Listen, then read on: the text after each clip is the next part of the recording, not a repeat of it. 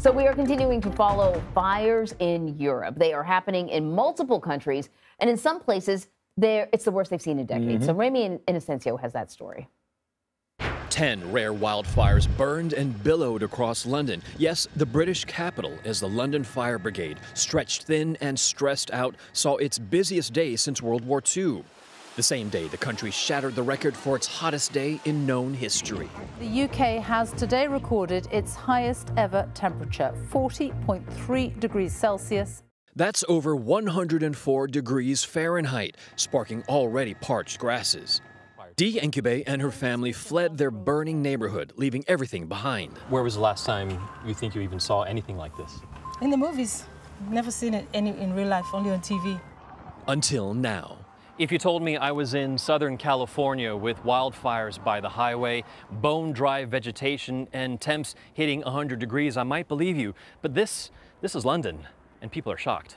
This is it, right? This is the climate change that we've been promised by scientists. Can we still call the United Kingdom a cold country? Absolutely not. This level of extreme weather is life-threatening, and we really want to make sure that people are not under any illusion that this is serious and this is here to stay for the foreseeable future. Western Europe is still battling major blazes that ignited last week. In Greece, police ran to doors, shouting at residents to flee just north of Athens. French firefighters are in their 9th straight day, battling blazes twice the size of Paris, and deaths are still rising in Spain and Portugal. And even though the record heat and those fires have thankfully, mercifully been snuffed out, the mayor of London says that the threat to even more fires still is not over. Sadiq Khan points out that it hasn't rained in more than a month and that the green spaces, or the formerly green spaces, now yellow, dry and parched, have all turned into tinder boxes across the city. And there are so many of them across the capital that it's a threat to homes and to buildings everywhere. Anne-Marie, Vlad? Wow, Ramy, thank you. So for more on this, we want to bring in Henry Fountain. He's a climate reporter for the New York Times. Thank you so much for joining us, Henry. You know, some of these images, if you didn't tell me, and Ramy sort of pointed this out, if you didn't tell me this was Europe, I definitely think it was California. We're used to seeing those images coming out of California. You point out in a recent article in the Times that heat waves in Europe are becoming more frequent and they're more intense than in other parts of the world. Why is that? Well, you know, heat waves are becoming more intense and more frequent everywhere just because the world is warming. And I don't think any climate scientist would deny that, you know, basically we're having more heat waves because we're a hotter planet now. But in Europe, there's a phenomenon where the jet stream kind of splits up, and that leads to more frequent and more intense heat waves.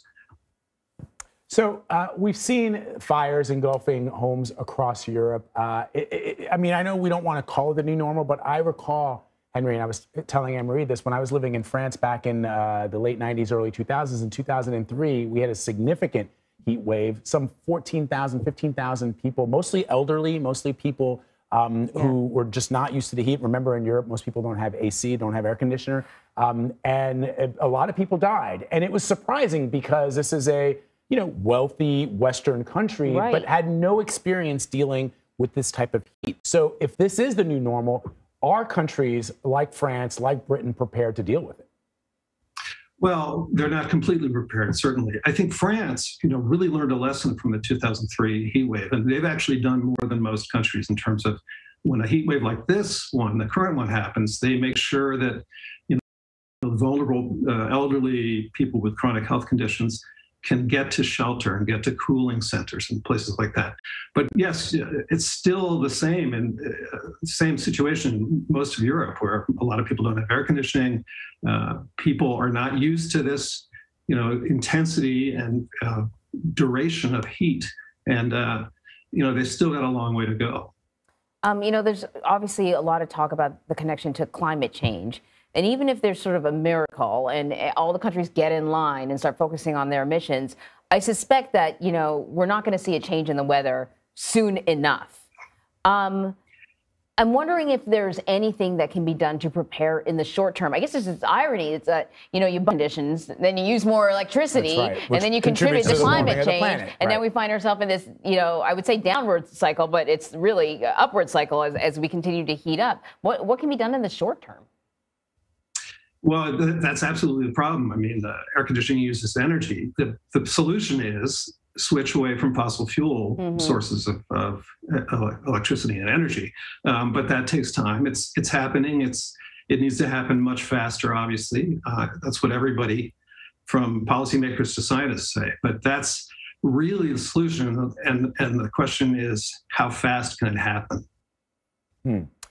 So, all right, let's talk about the response from European leaders, specifically this time around, as we see these temperatures getting higher and higher. I thought it was remarkable to see that video yesterday of people in London, just on the outside of London, seeing fires as they're on the train. No, they were on the highways. And you just had folks driving along a highway, and to the right of them, just fires burning the forests.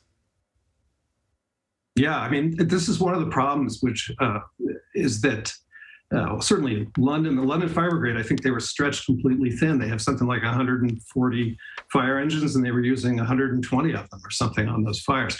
And places outside of London or outside of the UK, and certainly we've seen this in the United States, you get so many fires during fire season that resources get stretched thin. So the solution, again, is kind of a longer term solution, is more resources, which is more money, and it's not going to stop anytime soon. All right, Henry Fountain, the New York Times. Thank you very much, my friend. Appreciate it. Thanks.